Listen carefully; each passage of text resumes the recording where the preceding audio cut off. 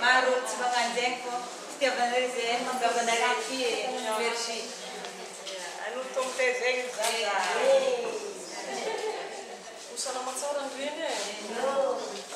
Salama. Samy tsara e?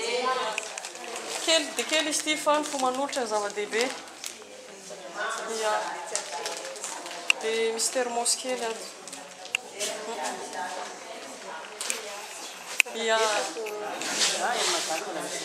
Ty zao raiky.